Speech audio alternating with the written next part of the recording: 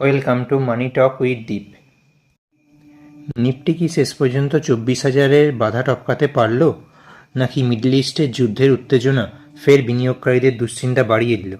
আজকের মার্কেটের বিশাল কামব্যাকের আসল রহস্যটা কি জানতে ভিডিওটা স্কিপ না করে শেষ পর্যন্ত দেখুন। দেখুন, আজকে নিফটি 24,000 লেভেলের ওপরে ক্লোজিং দিয়েছে, 24,050-এ। যদি আমরা একটু নিফটির চার্টটা দেখি, তাহলে দেখুন পরশু দিনে তো যথেষ্ট একটা বড় রকমের লাফ নিফটি দিয়েছিল, প্রায় 1000 পয়েন্টের, দিয়ে এখানে একটা বড় গ্যাপ রেখে দিয়ে উপরে চলে এসেছিলো। তারপরের দিনে একটু কনফিউজ স্টেটে দেখা গিয়েছিল নিফটিকে, তারপর আজকে আবার পজিটিভিটি নিফটিতে ফিরে আসতে দেখা গেছে। এবারে এখানে যদি আমি লেভেলগুলো বলি, এখানে দেখুন 24,300 থেকে 23,300 এই লেভেলের মধ্যেই এখন নিফটি মিডিয়াম টার্মে রেঞ্জ বাউন্ড থাকার একটা চান্স আছে। এখান থেকে 24,000 লেভেলটা আমাদের ভালো করে দেখতে হবে। এই লেভেল 24,300 থেকে 23,300 লেভেলের মধ্যে 24,000 লেভেলটার দিকে আমাদের ভালো করে ওয়াচ করতে হবে। এই লেভেলটা যদি ব্রিচ করে ওপরের দিকে যায়, তাহলে দেখুন 24,200 এবং 24,300 লেভেলের কাছে একটা ভালো রকমের রেজিস্ট্যান্স আছে। এবং যদি এই লেভেল 24,000 লেভেলে যদি নিচের দিকে আসে, তাহলে আমাদের 23,600 লেভেলটাকে দেখতে হবে। 23,600 লেভেলেরও নিচে এলে তখন আমরা 23,300-তে একটা সাপোর্ট দেখতে পাবো, এবং তারপরে 23,100 বা 23,000-এর নিচে এলে তারপরে অনেকটা নিচের দিকে যাওয়ার চান্স আছে, যে চান্সটা খুবই কম এখন মোটামুটি ধরে রাখুন 24,300 থেকে 23,300 লেভেলের মধ্যেই ঘোরাফেরা করতে পারে মার্কেটে। এবার দেখে নিই মার্কেটে আজকে কোন সেক্টরে কীরকম কী পারফর্ম করেছে। দেখুন, bank Nifty, mid cap, small cap সবই প্রায় পজিটিভে দেখতে পাওয়া গেছে। ইন্ডিয়া ভিক্স আজকে 18 পয়েন্টের কাছে চলে এসছে, 20 থেকে নেমে এসছে অনেকটাই। মানে মার্কেটে ভোলাটিলিটি আস্তে আস্তে স্টেবিলিটির দিকে যাচ্ছে বলা যেতে পারে।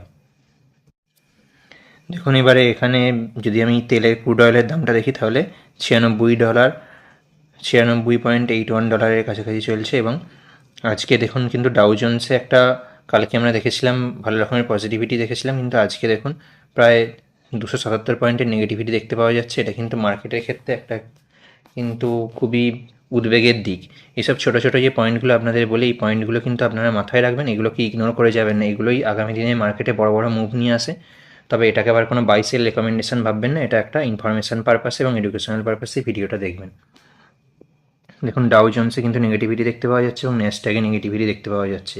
এবং আমরা জানি আজকে 10 তারিখ, আজকে যদিও হবে না, কালকে ভোরে একটা ইউএসএ এবং ইরানের মধ্যে একটা মিটিং আছে, পাকিস্তানে এটা হবে, সেই খবর আপনাদের দেবো। সেটার দিকেই কিন্তু আমাদের মেনলি নজরে রাখতে হবে। দেখুন, জাপানের মার্কেটে আজকে পজিটিভিটি দেখতে পাওয়া গেছে, চাইনিজ মার্কেটেও আজকে পজিটিভিটি দেখতে পাওয়া গেছে, দুটো এশিয়ান মার্কেটেই আজকে পজিটিভিটি দেখতে পাওয়া গেছে। এবং কোরিয়ান যে মার্কেট, কোরিয়ান মার্কেটেও আজকে পজিটিভিটি দেখতে পাওয়া গেছে। এরপর যদি আমরা ক্রিপ্টোর বিটকয়েন এবং ইথেরিয়াম দেখি, তাহলে বিটকয়েন প্রায় $73,000 কাছাকাছি ট্রেড করছে এবং ইথেরিয়াম $2,200 উপরে ট্রেড করছে। গোল্ডে যদি দেখি, তাহলে গোল্ডে অল্প একটু নেগেটিভিটি দেখতে পাওয়া যাচ্ছে আজকে। দেখুন, এবারে ইন্ডেক্সগুলো যদি দেখি, অটো ইন্ডেক্স পজিটিভ, সমস্ত ইন্ডেক্সই প্রায় পজিটিভে দেখতে পাবেন, শুধু আইটি ইন্ডেক্স নেগেটিভে দেখতে পাওয়া যাচ্ছে। এটা আমি কালকের ভিডিওতেই বলেছিলাম, কালকের ভিডিওটা যারা দেখেননি আমি ওপরের আই বাটনে বলে দিয়ে দেবো। দেখুন, কালকে এই ভিডিওটা দিয়েছিলাম এবং এখানে আমি উল্লেখই করে দিয়েছিলাম যে কাল মার্কেটে কোন সেক্টর ডাউন যাবে। এই জিনিসটা যারা দেখেছেন ভিডিওর শেষে দেখে নেবেন। আপনাদের সুবিধার্থে আমি টাইমিংটাও বলে দিচ্ছি, 8 মিনিট 20 সেকেন্ড। 8 মিনিট 20 সেকেন্ডে কালকে ভিডিওটা কেটে দেখে নেবেন যে আমি কোন সেক্টরটা ডাউন যাওয়ার কথা বলেছিলাম এবং আজকে তার সাথে মিলছে কিনা। আমি ওপরের আই বাটনেও দিয়ে দেবো এবং ভিডিওর শেষে এন্ড স্ক্রিনেও ভিডিওটা পেয়ে যাবেন। কালকেই আমরা আমাদের ভিডিওর 8 মিনিট 20 সেকেন্ডের মাথায় আলোচনা করে দিয়েছিলাম যে আজকে আইটি সেক্টর ডাউন যেতে পারে। দেখুন, একটা ভয়ঙ্কর রকমের ডাউন দেখতে পাওয়া গেছে, প্রায় 2%-এর কাছাকাছি ডাউন। যেখানে মার্কেট প্রায় 1.5%-এর কাছাকাছি উপরে উঠছে, সেখানে আইটি 2%-এর কাছাকাছি ডাউনই যাচ্ছে। এবং বাকি সব সেক্টর যদি দেখেন, সব সেক্টরেই পজিটিভিটি দেখতে পাওয়া গেছে। এবার আমাদের মার্কেটের নিউজের দিকে যদি আমরা দেখি, কী কী খবর আছে একটু দেখে নিই। আজকে কিন্তু মার্কেটে বেশ কিছু ভালো ভালো গুড নিউজ নিয়ে চলে এসেছে এবং মার্কেটেও খুব ভালো ভালো পজিটিভ নিউজের সঙ্গে দিচ্ছে। এতদিন পর্যন্ত যারা খালি বলছিলেন যে খালি ব্যাড নিউজ আসছে, মার্কেটে ব্যাড নিউজ আসছে, তারা আজকে ভিডিওটা দেখলে হয়তো খুশি হবেন। আজকে মার্কেটে শুধুই গুড নিউজ আছে। চলুন দেখে নিই কী কী নিউজ আছে। প্রথমেই দেখতে পাচ্ছেন উইপ্রো শেয়ারের বাইব্যাকের খবর এসে গেছে। এটা অফিসিয়াল খবর। এর আগে দেখুন বাইব্যাক করেছিল উইপ্রো 2016 সালে। বাইব্যাক প্রাইস ছিল 625 টাকার এবং সাইজ ছিল 2,500 কোটি। 2017 সালে 11,000 কোটি টাকার বাইব্যাক সাইজ ছিল, 2019 সালে 10,500 কোটি টাকার বাইব্যাক সাইজ এবং 2020 সালে 9,500 কোটি টাকা, 2023 সালে 12,000 কোটি টাকার বাইব্যাক সাইজ ছিল। এবং এবারে 2026 সালে আবার বাইব্যাক আসছে। এই খবরটা আপনারা যারা জানেন আপনাদের আমি দুদিন আগের ভিডিওতেই দিয়ে দিয়েছিলাম। দেখুন এই ভিডিওটা যারা দেখেছেন তাদের এখানে তারা দেখতেই পাচ্ছেন যে আমি বলেই দিয়েছিলাম উইপ্রোর বাইব্যাক আসছে। এটা জাস্ট দুদিন আগেরই ভিডিও, আপনি চ্যানেলে গিয়েও দেখতে পারেন, এছাড়া আমি আই বটনে দিয়ে দেবো, ভিডিওটা দেখে নিতে পারেন ডিসক্রিপশান থেকে গিয়ে, যে উইপ্রোর বাইব্যাক আসছে। এটা আজকে অফিসিয়াল খবর এসছে, কিন্তু আমি দুদিন আগেই আপনাদের খবরে জানিয়ে দিয়েছিলাম। যারা ডেলি ফলো করেন তারা এইসব খবরগুলো আপ টু ডেট পেতে থাকেন, এটাই তাদের একটা সুবিধা। চলুন এবারে এছাড়াও আজকে আর কী কী খবর আছে সেগুলো একটু দেখে নিই। দেখুন মিডল ইস্ট যুদ্ধের খবরটাই আগে দিয়ে নিই আপনাদের। সিজ ফায়ার নিয়ে আবার একটা খবর এসছে। আগেই দেখতে পাচ্ছেন যে ইউএস, ইসরায়েল এবং ইরানের যুদ্ধের মধ্যে সিজ ফায়ারের একটা খবর এসেছিল, তারপরে ইসরায়েল লেবাননের ওপর অ্যাটাক করে দিয়েছিল। কিন্তু আজকে একটা ভালো খবর পাওয়া যাচ্ছে, ইসরায়েলের যে নেতা আছেন নেতানিয়াহু, তিনি বলেছেন যে লেবাননের সঙ্গে তারা খুব শীঘ্রই কথা বলবেন এবং ইসরায়েল লেবাননের সঙ্গে কথা বলার জন্যে তাদের দরজা ওপেন করেছে এবং তারা সরাসরি কথা বলতে চাইছে। দেখুন এখানে খবরেই দেখতে পাওয়া যাচ্ছে, এটা একটা খুবই বড় পজিটিভ নিউজ পাওয়া গেছে আজকে মার্কেটে। এবং ফোকাস আমাদের কোন দিকে রাখতে হবে? ফোকাস কিন্তু রাখতে হবে পাকিস্তানে আজকে একটা ইরানের সঙ্গে আমেরিকার একটা বড় রকমের বৈঠক আছে সিজ ফায়ার নিয়ে, যেটা 10 তারিখ বললেও আজকে হবে না, এটা আমরা দেখতে পাবো কালকে ভোরবেলা এই খবরটা পাবো, এবং সেটা নিয়েও আপনাদের ভিডিও কালকে অথবা পরশু দিন চলে আসবে। সোমবারে মার্কেট খোলার আগেই আপনাদের ভিডিওতে বলে দেবো কী খবর হলো। এই যে বৈঠকটা আছে, এই বৈঠকটা যদি কোনো কারণে সফল হয় তাহলে কিন্তু মার্কেটে এখান থেকে আমরা আরও 2-3%-এর আপমুভ দেখতে পারি। কিন্তু বৈঠকটা যদি কোনো কারণে ভেস্তে যায় বা অসফল হয় তাহলে কিন্তু আমরা 2-3%-এর আরও ডাউন মুভও দেখতে পারি। এই বৈঠকটার ওপর কিন্তু অনেক কিছু নির্ভর করছে। এই বৈঠকের আউটকামের দিকে আপনারাও একটু নজর রাখবেন। আমি বৈঠকের আউটকামের সঙ্গে সঙ্গে কিন্তু পোস্ট করে আপনাদের যে খবরটা সেটা কিন্তু আগে জানিয়ে দেবো কমিউনিটি পোস্টের মাধ্যমে, তারপরে অবশ্যই ভিডিও আসবে। এই জন্য দেখুন এখানে বৈঠক আছে বলে পাকিস্তানের ইসলামাবাদে পাকিস্তান দুদিনে সরকারি ছুটি ঘোষণা করেছে। এটা পাকিস্তানে হয়েই থাকে, ইসলামাবাদে ওদের যখনই কোনো গুরুত্বপূর্ণ বৈঠক থাকে তখন সিকিউরিটি রিজনসের জন্য ওরা দুদিনে বা একদিনে সরকারি ছুটি ঘোষণা করে, যার ফলে সমস্ত রাস্তা সিকিউরিটির চাদরে ওরা মুড়ে ফেলতে পারবে। এছাড়াও আমাদের আর একটা হোপ আমরা দেখতে পাচ্ছি কি না, লং টার্ম ইনভেস্টারদের জন্য একটা হোপ দেখতে পাওয়া যাচ্ছে। আমি সবসময়ই বলি আপনারা যারা মার্কেটে এসছেন তারা লং টার্ম ভিউ নিয়ে আসুন, কারণ শর্ট টার্মে এত ভোলাটিলিটি থাকে, এত খবর থাকে। কালকে দেখুন আমি যখন ভিডিও দিয়েছি তারপরে ইসরায়েলের খবরটা এসছে মাঝরাতে যে ইসরায়েল লেবাননের সঙ্গে কথা বলতে ইচ্ছুক, যার জন্য আজকে মার্কেটে বেশ কিছুটা পজিটিভিটি দেখতে পাওয়া গেছে। যার জন্য আমি চেষ্টা করি কি সবসময়ই যতটা সম্ভব ডিলে করে রাত্রে ভিডিওটা দিতে, যাতে সমস্ত খবর কভার করা যায়। কিন্তু তারপরেও খবর এসছে, তো এখন শর্ট টার্ম ইনভেস্ট করতে যাওয়া মানেই খবরে মার্কেট ভোলাটাইল থাকে, যার ফলে আপনার লস হয়ে যেতে পারে। সবসময় লং টার্মের কথা ভাবুন। দেখুন লং টার্মে মার্কেট কিন্তু আস্তে আস্তে সবসময় নিচের দিক থেকে উপরের দিকেই যায়। এখানে দেখুন উত্থান পতন থাকে, ভোলাটিলিটি থাকে, কিন্তু মার্কেট সবসময় নিচ থেকে উপরের দিকেই যায়। এই নিচ থেকে উপরের দিকে যাওয়ার জন্য কি দরকার? মার্কেটে ক্যাশ ফ্লো দরকার, মানে সমানে টাকা মার্কেটে ইনভেস্ট হওয়া দরকার।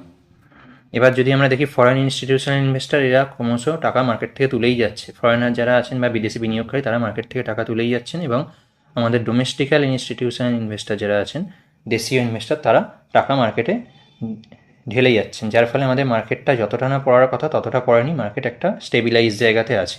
বা এই ডোমেস্টিক্যাল ইনস্টিটিউশনাল ইনভেস্টার এরা কোথা থেকে টাকা পাচ্ছেন? এরা তো নিজেদের টাকা দিচ্ছেন না, এরা টাকাটা পাচ্ছেন মিউচুয়াল ফান্ডের থেকে। এবার মিউচুয়াল ফান্ড আবার টাকাটা পাচ্ছে কোথা থেকে? মিউচুয়াল ফান্ড টাকাটা পাচ্ছে দেখুন এসআইপি থেকে, সিস্টেমেটিক ইনভেস্টমেন্ট প্ল্যান। এটা কারা করে না? আমার আপনার মতো যারা ছোটো ছোটো রিটেল ইনভেস্টার আছে, আমরা প্রত্যেক মাসে মাসে কিছু কিছু টাকা মিউচুয়াল ফান্ডে এসআইপির মাধ্যমে বিনিয়োগ করি। এই টাকাটা দিয়েই কিন্তু আমাদের মার্কেট এখন পর্যন্ত স্টেবিলাইজ জায়গাতে আছে।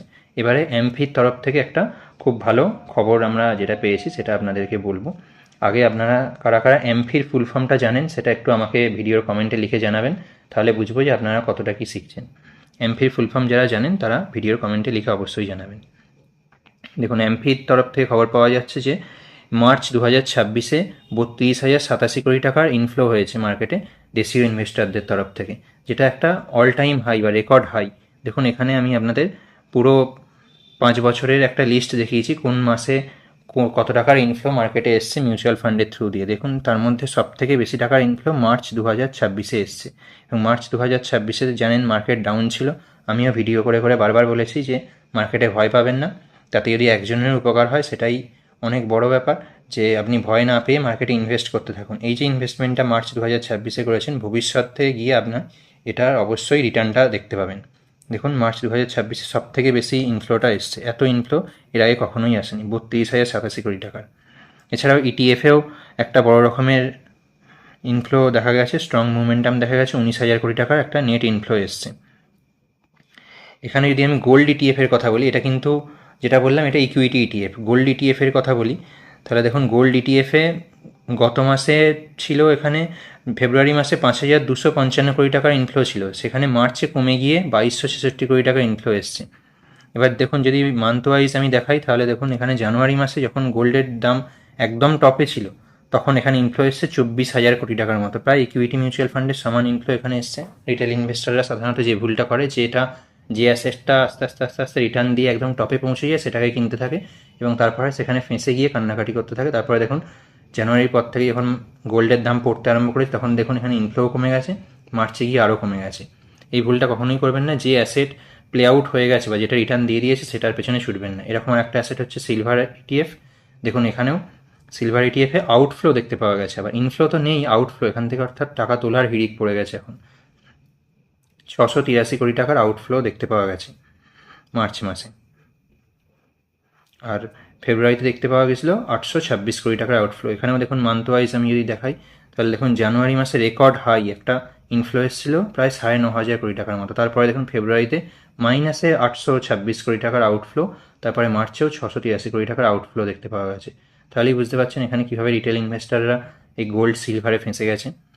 এবার যদি আমরা একটু লার্জ মিড স্মল এই মার্কেট ক্যাপ ওয়াইজ যদি মিউচুয়াল ফান্ডে ইনফ্লোটা যদি দেখি, দেখুন লার্জ ক্যাপে প্রায় ফেব্রুয়ারি মাসের থেকে মার্চ মাসে 42% মতো প্রায় বেশি ইনফ্লো এসছে। মিড ক্যাপে প্রায় 51% মতো বেশি ইনফ্লো এসছে। স্মল ক্যাপেও প্রায় 61.39% বেশি ইনফ্লো এসছে এবং ফ্লেক্সি ক্যাপেও প্রায় 45% মতো বেশি ইনফ্লো এসছে। এটা একটা মার্কেটে খুবই পজিটিভ দিক।